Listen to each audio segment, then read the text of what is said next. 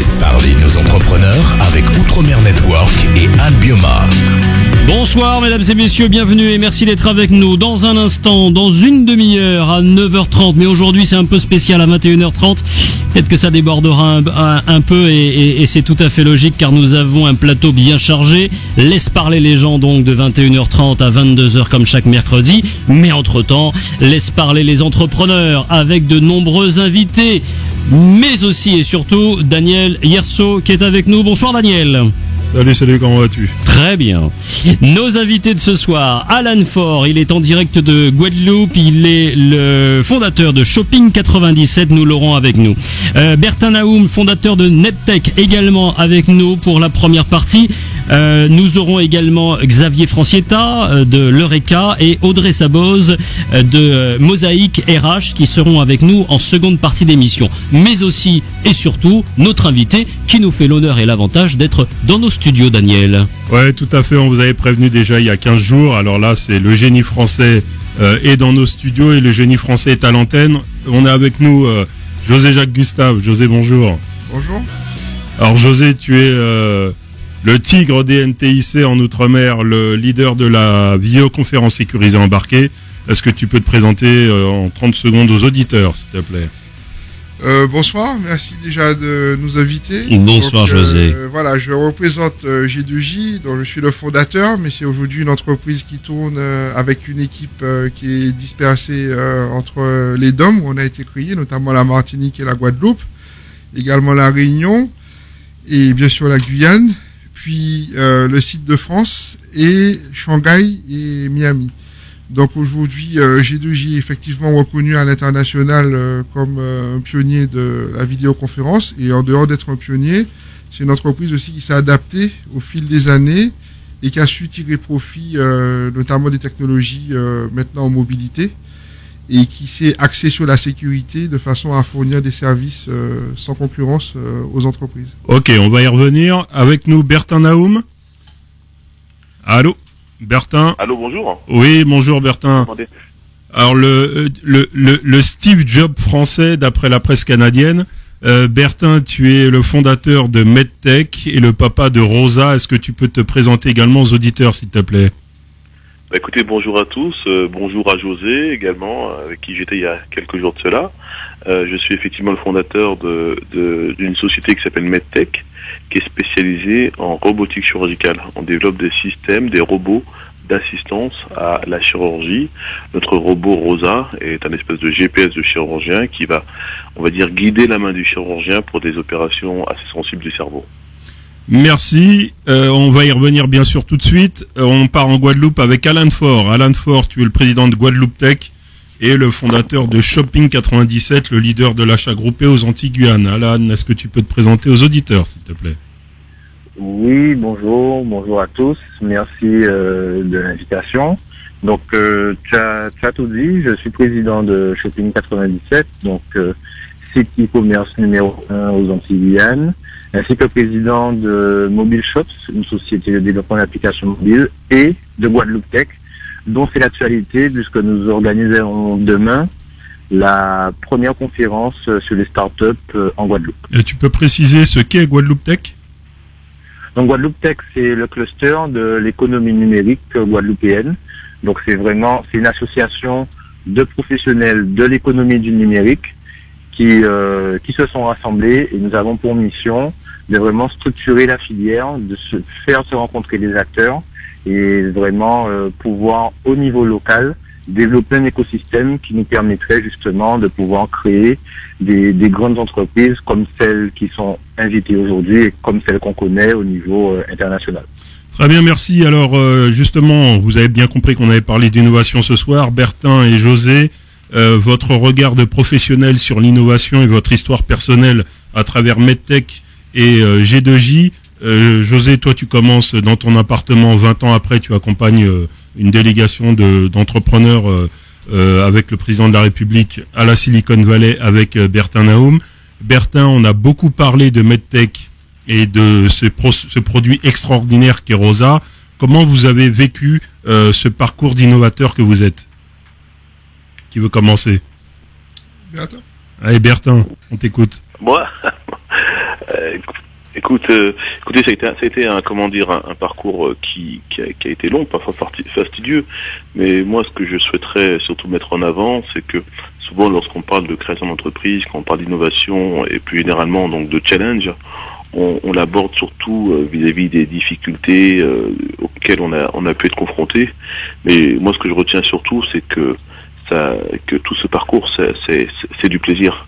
C'est avant tout du plaisir, c'est avant tout de la joie de pouvoir se lever au quotidien et faire ce en quoi on croit, de pouvoir avoir à ses côtés des équipes, des gens qui croient vraiment complètement dans notre projet et avec lesquels on va travailler au quotidien pour pouvoir mettre à bien un projet. Donc je dirais que c'est surtout ce que je retiens, moi, en tout cas du parcours de MedTech jusqu'à ce jour. Pour bien comprendre et pour que les auditeurs puissent bien comprendre de quoi on parle là. Parce que moi j'ai eu l'occasion de voir ta présentation à Osons la France. Est-ce que tu peux nous décrire ce qu'est Rosa par exemple? Alors Rosa, donc c'est un robot, hein, c'est un robot avant toute chose. Comme je le disais, c'est un espèce de GPS de chirurgien. Donc en fait, le principe c'est qu'en fait le bras du robot va guider la main du chirurgien dans des opérations du cerveau extrêmement, on va dire, sensibles, de façon à apporter un regain de précision et de sécurisation du geste dans certaines opérations du cerveau, telles que pour le traitement de la maladie de Parkinson, l'épilepsie ou même la chirurgie tumorale. Alors, Rosa, c'est un robot qui est assez volumineux, hein, qui pèse près de 300 kilos. Plus de 1200 patients ont été opérés à ce jour grâce à la technologie Rosa dans différents hôpitaux en France, en Europe, aux États-Unis, au Canada et même au Moyen-Orient. Alors justement, José, on revenait sur la clé de l'innovation et comment toi tu as vécu à travers ton parcours personnel un peu des Antilles, Shanghai, les États-Unis, comment on arrive à construire un leader européen sur la conférence, alors que je rappelle, tu es quasi autodidacte hein, quand même, hein, t'es pas... Tout à fait. Moi, donc, c'est la passion. Hein, en fait, au départ, j'ai croisé une caméra noir et blanc en 94, qui était même pas connectée à notre ordinateur puisqu'elle était sur un réseau local. Elle était unique, alors qu'il faut 2 personnes pour se voir et échanger. Et je me suis dit, tiens, ça peut faire quelque chose. Et donc, je sens que ce sera plus intéressant que le téléphone. Et en quelque part, j'avais une vision que la caméra noir et blanc, c'était déjà de la couleur par rapport au téléphone, quoi. Si on veut voir la progression dans le temps. Et je me suis lancé, il y avait seulement à l'époque 64 kilobits pour appeler via des lignes numériques qui étaient facturées à la minute, qui étaient très chères et qui donnaient forcément une qualité qui n'était pas terrible. Et puis ensuite, les conditions technologiques ont évolué. Et là où je pense qu'il y a un défi pour nous tous, même dans un appartement, c'est l'acharnement d'un homme, puis l'acharnement d'une équipe autour d'un homme. Et donc finalement, l'acharnement de projets et d'une vision commune, partagée, qui a fait qu'on s'est adapté à tous les défis qui se sont présentés devant nous. Il n'y a pas eu de défi de client qui a dit « je veux ça, c'est compliqué, c'est sécurisé, c'est embarqué, c'est mobile », etc. Jusqu'à ce qu'un jour, on a croisé des gens qui nous ont ouvert de plus en plus de portes. Et un jour, on a croisé notamment les gens du G7 qui cherchaient une solution. Et là, il fallait qu'ils prennent un risque sur l'entreprise. Parce que s'ils ne prenaient pas un risque sur l'entreprise, sur les hommes et sur la taille de l'entreprise, ils n'allaient pas nous ouvrir la porte. Et donc, c'est ce que je souhaite à tous les potentiels entrepreneurs qui nous écoutent là, c'est de croiser et de ne pas hésiter à ouvrir les portes, parce que derrière les portes, il y a toujours caché des gens qui sont prêts à vous aider, vertueusement, hein, pas vers le bas, mais vers le haut, et qui ensuite vont vous donner l'occasion d'exprimer votre talent, d'exprimer votre vision. Nous, c'est porte après porte comme ça qu'on a ouvert tout, jusqu'à devenir incontournable. Et ensuite, maintenant, avoir, entre guillemets, l'arrogance, le courage, la force de dire, mais l'avenir se fera avec nous, et l'avenir sera international, et nous compterons parmi les entreprises qui vont maintenant beaucoup se déployer à l'international de notre technologie. On est et on restera incontournable, voire on visera des postes de leader. Alors les auditeurs s'en souviennent l'année dernière, puisque tu es l'un des experts, on n'a pas pu avoir Denis Jacquet, mais il vient régulièrement à l'antenne. L'un des experts de cette émission. On rappelle quand même que c'est une histoire que tu racontes souvent. La Banque de France, en te faisant confiance, a généré un nouvel acteur et que tu as parmi tes clients les banques centrales européennes, le FMI, c'est pas des petits acteurs. Et ces gens-là, en plus, tu les fais facturer depuis la Martinique. C'est le moment de la pub. À tout de On revient suite. tout de suite après. Laisse parler nos entrepreneurs avec Outre-mer Network et Anne Biomar. Allez, mesdames et messieurs, on revient toujours avec nos invités dans Laisse parler nos entrepreneurs. Daniel Guerceau. Oui, bonsoir. Est-ce que Xavier est là, s'il vous plaît? Ou Audrey? Alors, normalement, je pense qu'on doit avoir Xavier. Oui, bonsoir. Bonsoir, Xavier. Oui, bonsoir. Xavier, bonsoir. Oui, Alors, donc, on va te Oui. laisser 2 minutes pour te présenter, puis je crois que tu as une actualité dont tu souhaitais nous parler. oui, effectivement. Donc, bonsoir à tous, à tous les auditeurs et à tous les invités. Je suis Xavier Francietta, chargé de relations publiques et de partenariat, donc au sein de l'association l'Eureka sur la plateforme de Paris. Et effectivement, on a tenu à intervenir ce soir dans l'émission pour faire savoir donc à tout un chacun que l'Eureka, donc qui est le réseau des entrepreneurs caribéens, c'est une association d'entrepreneurs qui a été créée en 2010 sur Paris et qui est aujourd'hui présent sur 4 pays, donc la France, la Belgique, l'Angleterre et également le Canada, organise en simultané donc demain un apéro entrepreneur donc à Paris, un autre en Guadeloupe et également un en Martinique. Alors, à Paris, ça se passe où? Alors à Paris, ça va se passer donc dans un bar qui s'appelle donc l'Unique Bar.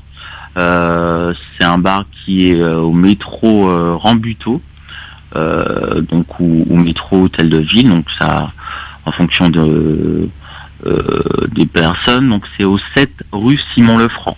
Donc, Ok, qu'est-ce qui va s'y passer? Il y a qui comme invité? Alors comme invité, il y aura Ronnie Germont qui est professeur associé à l'ESG Management School, qui vient présenter son enquête sur l'entrepreneuriat ultramarin. Donc c'est une enquête dans le cadre de ses recherches. On aura également une coach en éducation financière et en développement personnel qui s'appelle Jenny Delblond. Ah, ouais. Et connais oui, bien. effectivement. Et on a un photographe martiniquais, photographe et cadreur, Samuel Mourouvin, qui va venir présenter son travail de photographe, effectivement. Super. Xavier, t'es le frère de Cédric? Je suis pas le frère de Cédric, mais je Cédric suis de sa Francietta, famille. excusez-nous, on parle entre nous, le Cédric. président du l'Eureka. Effectivement, je suis le cousin de Cédric Francietta. Ah, ça se donc passe le en président famille. du Eureka. Très bien. Ben- Eh ben, écoutez, on a mis ça sur notre page Facebook. Je te remercie beaucoup. Merci Ceux qui à veulent vous. consulter, donc ça se passe demain à quelle heure? Alors demain à partir de 19h, donc on commence à accueillir les gens et à 19h30, la session commence donc au 7 rue Simon Lefranc, Paris 4, métro Rambuteau. Super, allez sur la page Facebook du l'Eureka ou sur la page Facebook d'Outre-mer Network, parce qu'on a déjà posté l'invitation. N'hésitez pas à y aller, c'est toujours super sympa. José, je crois que tu y seras d'ailleurs, tu Tout m'as à dit. fait. Bon, ben voilà, si vous voulez voir José en live, n'hésite pas. Merci Xavier, à très bientôt. Merci à vous et bonne continuation. On a avec nous Audrey, donc la famille vous connaissez déjà, papier crayon pour la jeunesse, 2 minutes pour un job, papier stylo, des postes à pourvoir, Audrey de Mosaïque RH. Oui, bonsoir. Bonsoir Audrey. Bonsoir. Alors, moi, je voulais vous parler ce soir de notre campagne en emploi d'avenir avec la mairie de Paris. Alors, on a développé un partenariat sur l'année avec la mairie de Paris pour mettre en place un dispositif autour des emplois d'avenir. Alors, à qui ça s'adresse? Eh bien, aux jeunes, en fait, aux jeunes candidats de 18 à 25 ans, résidant en priorité dans les quartiers prioritaires de la ville.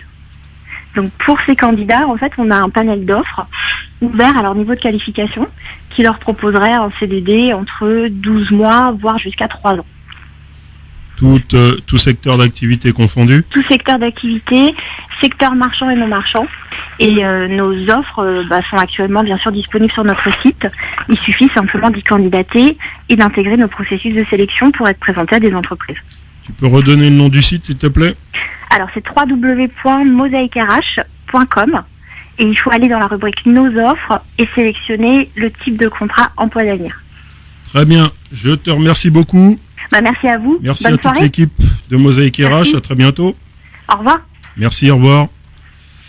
On revient avec Alan Faure. Alan, Oui, je suis là. on est toujours en Guadeloupe. C'est quoi l'actualité de Guadeloupe Tech là? Donc demain, nous organisons la conférence startup.gp, donc dont tout le programme, la liste des intervenants, le formulaire de contact et surtout le formulaire d'inscription sont en ligne sur le site dédié startup.gp. Nous avons 200 places maximum, donc il n'en reste plus beaucoup. Pour ceux qui pourront y aller, faut se dépêcher de pouvoir prendre vos places. Nous allons assurer évidemment un live tweet et une retransmission aussi sur Facebook de l'ensemble des temps forts. Alors ça va parler de C'est un quoi ? événement. En quoi consiste cet événement ? Oui, c'est un événement qui sera retransmis aussi en online. Alors l'événement, c'est vraiment le but est d'avoir un point de départ sur la structuration de la filière de l'économie numérique en Guadeloupe et notamment de la création de l'écosystème dont on a besoin. Pourquoi ? Ça part d'un constat, c'est que on se rend compte que dans l'ensemble des grandes villes et dans l'ensemble des territoires d'où sortent les grandes entreprises multinationales que nous connaissons comme Google, Dropbox, etc., il y a un écosystème qui existe. Aujourd'hui, il n'existe pas forcément de manière structurée en Guadeloupe. Et donc demain, nous allons rassembler, nous avons un maître de conférence, nous avons un administrateur de Silicon Sentier qui sera avec nous, nous avons les représentants de la région, de l'État, une experte en crowdfunding, ainsi que la ville de Bémao, qui est notre partenaire principal, qui est aussi déjà bien avancé sur un projet de technopole avec la région Guadeloupe. Donc tout ça, demain, c'est vraiment la rencontre, le jour J, où nous allons mettre à plat l'ensemble des orientations à venir, des projets déjà en cours, pour pouvoir mieux nous structurer en nous confrontant à l'expérience nationale et internationale qui sera présente pour pouvoir mieux nous aiguiller. L'experte en question en crowdfunding, c'est pas Michaela Roraspanon par hasard ? Exactement. Décidément, il y a l'équipe qui tourne en réseau. Alors, vous mettez qui autour de la table en termes de financement ? Parce qu'on sait que très souvent, je crois qu'on s'est croisés au Forum des entrepreneurs en Guadeloupe. Il y a beaucoup de jeunes qui ont des projets de start-up. C'est quoi le financement et les solutions de financement qui est en face en Guadeloupe ? Et je parle pas des offres de financement institutionnel, bien entendu. Alors, justement, c'est là où le bas blesse et c'est là où nous avons besoin d'avancer sur le sujet. C'est que en dehors des offres institutionnelles, donc qui seront présentées demain, il y a donc l'initiative de Michaela dans l'accompagnement sur la partie crowdfunding. En dehors de ça, c'est vrai que le secteur du financement, en tout cas au niveau local, est pauvre. Mais il y a matière à monter des offres. Cependant, ces offres, il faut qu'elles puissent se créer au fur et à mesure. Et donc aujourd'hui, le constat est que en dehors du financement classique, et qui finalement n'est pas adapté à une start-up, il n'y a pas grand-chose qui existe. Donc c'est tout le challenge, c'est de faire en sorte qu'il y ait des financeurs qui connaissent le métier, qui connaissent le secteur, qui voient le potentiel local s'il existe, s'il le confirme, et qu'à ce moment-là, ils puissent monter des offres pour les startups en cours et à venir. Alors la problématique du financement privé, de la pauvreté ou l'inefficacité, l'absence peut-être même, d'après ce que tu dis, des business angels, finalement, Bertin Naoum, on a vu dans la presse, ça a fait beaucoup de buzz, hein, la montée en puissance de Medtech et puis la façon dont tu as réussi d'ailleurs une très belle introduction en bourse. C'est quoi cette initiative qui permet de rentrer en bourse sur l'Euronext plutôt que de passer par des business angels ou un fonds d'investissement classique? Je dirais que le financement par la bourse, c'est une étape dans le développement d'une société. C'est une étape qui typiquement arrive après, si je devais résumer en gros les étapes classiques d'entreprises innovantes qui cherchent à se financer. Bon, on a d'abord ce qu'on appelle le love money. C'est grosso modo, ça va consister à aller chercher de l'argent dans son entourage, autour de sa famille, pour pouvoir tout simplement lancer son projet et commencer à développer des prototypes. C'est quelque chose dont tu as bénéficié aussi ? Tout à fait, tout à fait. Très bien. Moi, lorsque j'ai créé ma société, en fait, à l'époque, j'ai vendu ma voiture, j'ai cassé l'extérieur. J'ai demandé à quelques amis qui ont accepté de mettre un petit peu d'argent dans la société, amis qui sont toujours actionnaires de la société aujourd'hui. Et donc voilà, ça permet de lancer la société. Ensuite, effectivement, je passe rapidement sur toutes les aides diverses et variées dont on peut bénéficier auprès de BPI France ou d'autres, on va dire, collectivités. Ensuite, l'étape suivante, c'est l'étape qui est souvent un petit peu difficile, ce qu'on appelle le capital amorçage, puis le capital risque. C'est trouver des fonds d'investissement qui vont croire suffisamment au projet pour pouvoir, en tous les cas, investir de l'argent et permettre à la société et au produit de se développer. Et puis, beaucoup plus tard, après, en général, quelques tours de financement, une des options qui se présente à une société, c'est effectivement d'aller chercher ce qu'on appelle de l'argent sur les marchés, auprès de la bourse. C'est une démarche qui est assez fastidieuse, qui est très longue et qui est très coûteuse, et au terme de laquelle, effectivement, on est en mesure d'aller chercher des moyens assez importants pour pouvoir, on va dire, accélérer la croissance de la société. Parce que le dénominateur commun, là je pose aussi la question à José, parce que effectivement il a eu aussi à avoir de l'investissement dans l'entourage familial, et puis ensuite ce très beau partenariat avec Citizen Capital et Laurence Meignery, qu'on salue d'ailleurs et qu'on adore. Comment on arrive à bien financer l'innovation sociétale et l'innovation de rupture en France? Parce que je suppose qu'avec MedTech, oui d'accord, il y a de la commande publique, il y a de la commande privée, mais pour être en avant sur la concurrence, même si c'est un marché où je suppose vous connaissez tous entre concurrents, il faut énormément d'innovation, énormément investir. Comment on arrive à sécuriser un financier là-dessus?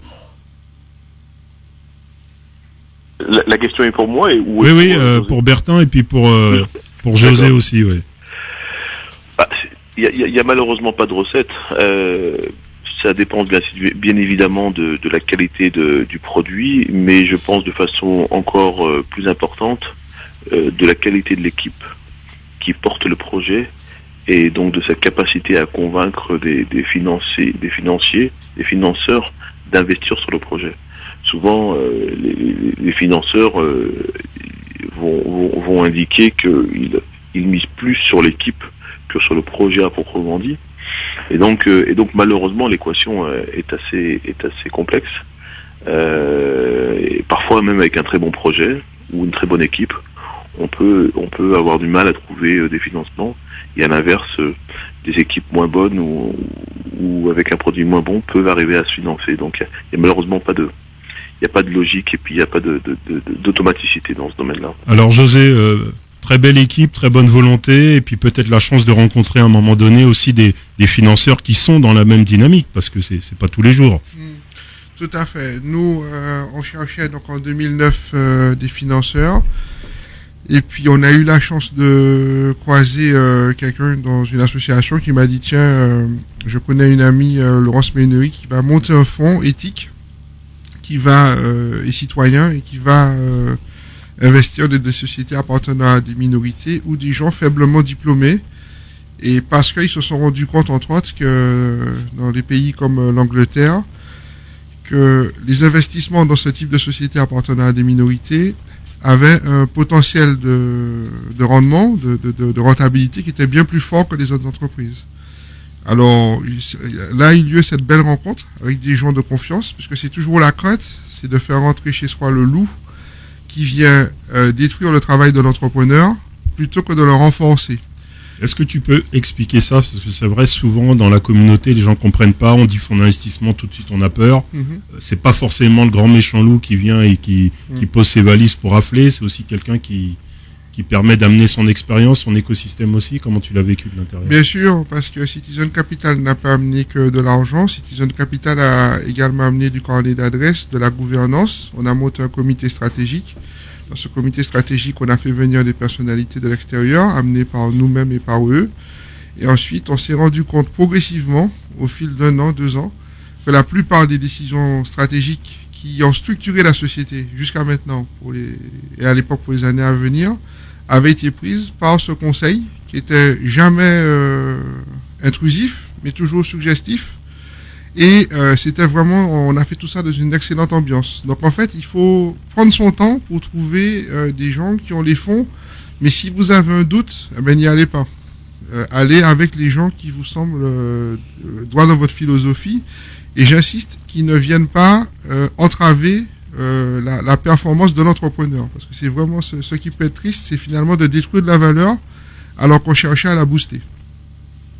Alors, je vais passer à la petite question politique, enfin pas vraiment politique, mais vous avez fait grand bruit, messieurs, lors du récent déplacement de François Hollande aux États-Unis. Question toute bête, comment vous avez vécu ce déplacement? Ça fait quoi d'être dans une délégation présidentielle? Ça apporte quoi en termes de contacts, de réseau, et puis peut-être de commandes futures? Bertin ou José? Bon. Je vais commencer.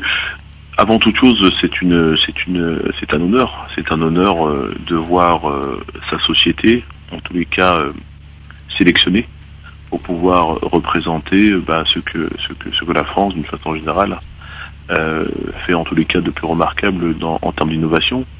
Donc, parce que Bertin, sans te couper, la France te met à l'honneur, mais j'ai pas l'impression qu'en termes de commandes publiques, ça crache vraiment, hein. J'ai plus l'impression que tu es beaucoup écouté aux États-Unis, en Israël, en Angleterre. Je dis ça à Montebourg, s'ils nous écoutent là.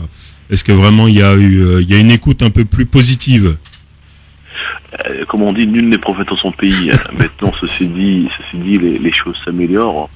Je crois que le problème auquel je suis confronté, c'est un problème auquel sont confrontées de nombreuses entreprises, PME, innovantes ou pas d'ailleurs, tout à fait, et qui est lié au fait que la France, contrairement à d'autres pays tels que les États-Unis par exemple, avec leur fameuse Small Business Act, la France donc n'a pas encore mis, je dirais, de politique, on va dire, vraiment incitative pour que la commande publique puisse être un vrai prescripteur auprès des PME françaises. Donc ce qui fait que parfois, effectivement, pour des PME françaises, c'est pas toujours facile de rentrer, je dirais, dans les grandes administrations et dans les hôpitaux publics pour ce qui me concerne. Mais pour revenir donc à la question initiale, c'est vrai que ça a été avant tout un honneur, hein, encore une fois, de pouvoir être sélectionné dans un tel contexte. Et puis ça a été également une joie de pouvoir revoir certaines personnes qu'on n'avait pas vues depuis longtemps, telles que José, hein, que on n'avait pas vu depuis un certain temps, et puis y compris rencontrer d'autres dirigeants d'entreprise qu'on n'a pas toujours l'occasion de croiser. Donc tout ça, j'en garde de très bons souvenirs. José, comment t'as vécu ça de l'intérieur? Déjà, effectivement, donc j'étais très content de revoir Bertin. On s'est même arrangé pour prendre le même avion. Je me suis même arrangé pour prendre le même avion parce que voilà, je trouve que c'est une occasion de partager qui est unique. Et beaucoup de choses que j'ai pu faire, j'insiste sur ce point-là parce que beaucoup de choses que j'ai pu faire, c'est grâce à des échanges avec d'autres entrepreneurs de chez nous. On peut échanger avec beaucoup d'entrepreneurs, mais un entrepreneur de chez nous, on a forcément des réalités qui sont assez communes. Donc ça m'enrichit, et voilà. Ensuite, bien sûr, c'est l'honneur de faire partie de cette délégation dans la Mecque de la technologie et de pouvoir profiter d'introductions qui forcément facilitent le business. Et n'ayant pas effectivement pu profiter du Small Business Act, le fait d'approcher autant de grands patrons et d'être d'égal à égal avec eux dans une telle délégation, forcément, ça va aider le chiffre d'affaires à Paris. Bon, ça c'est génial. On a très peu de temps pour conclure. Alan Faure, un petit mot de conclusion peut-être sur la Guadeloupe et sur l'avenir de Guadeloupe Tech. C'est quoi les prochaines étapes en plus, bien sûr, de la très belle journée de demain qu'on vous souhaite fructueuse? Merci. C'est vrai que demain c'est startup.gt, mais pour nous c'est vraiment le point de départ de la création de l'écosystème local. Donc c'est vrai que nous aurions souhaité pouvoir nous aussi échanger avec les pointures comme José et Bertin. Donc j'espère que nos agendas auront l'occasion de se synchroniser en ce sens, et aussi avec l'ensemble des acteurs qui permettraient que on puisse faire éclore des entreprises performantes et notamment des startups depuis la Guadeloupe. Voilà, tout simplement. Donc les étapes sont à venir. J'en peux peux pas en dire plus pour l'instant, puisqu'il faut qu'on puisse décider avec l'ensemble, justement, de ce qui serait bon pour nos territoires. Mais en tout cas, ce qui est sûr, c'est que la volonté est là, la volonté privée, les dynamiques privées sont là, et les dynamiques publiques aussi, comme on a pu le voir récemment avec la visite officielle du président et donc de la délégation.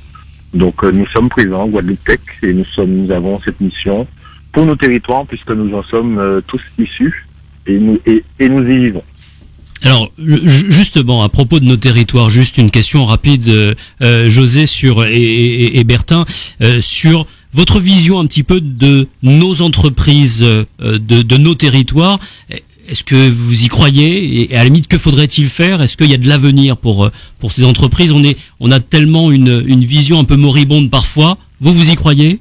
Moi, je pense que l'économie aujourd'hui est mondialisée et que les opportunités sont en train d'être entre notre faveur, dans la mesure où nous avons la possibilité d'entreprendre dans le numérique. Et aujourd'hui, le numérique, tout à l'heure, on expliquait comment j'étais autodidacte et comment j'ai pu, avec la passion et le travail, bâtir cette entreprise et monter cette belle équipe autour de moi. On voit bien que ça n'aurait pas été possible il y a 20 ans si j'avais voulu aller dans l'industrie, puisqu'il aurait fallu avoir des capitaux. Donc je suis convaincu et franchement je salue le travail d'Alan Fort. C'est un bel exemple ce que fait Alan depuis la Guadeloupe. C'est quelqu'un de bien et puis là il a toutes les germes du succès. Moi je crois en ce type, Alan. Et donc il est la preuve même que on peut créer un concept depuis la Guadeloupe et ensuite le faire dépasser la Guadeloupe, parce que on est dans une économie où le client n'est pas en Guadeloupe seulement. Le client est aussi et surtout hors de la Guadeloupe. Donc, ça représente une formidable opportunité. Et aussi, on voit à travers startup.gp et toutes les initiatives qui sont en train d'être prises, je n'ai jamais vu autant de créateurs potentiels. Je n'ai jamais vu autant de Silicon Valley potentiels chez nous qu'en ce moment. Je vous assure qu'il y a quelque chose qui se passe. Et il y a de la place pour elle également? Il y aura de la place pour elle mondialement. Localement, c'est juste l'amorçage. Ouais. Mais mondialement. Et là, il nous faudra être malin, parce qu'il faudra créer des choses locales, qu'elles aillent chasser mondialement, et qu'ensuite ça profite au local, puisque c'est quand même le but.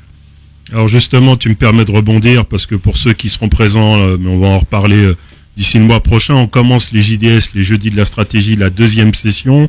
On le fait à 360 degrés, avec g2j.com d'ailleurs. Donc Martinique, Guadeloupe, La Réunion, Paris, Lyon et Alger, toujours avec Xavier Fontanet et la Fondation HEC. Donc n'hésitez pas, il reste encore quelques places, me semble-t-il, en Guadeloupe et un peu à Paris.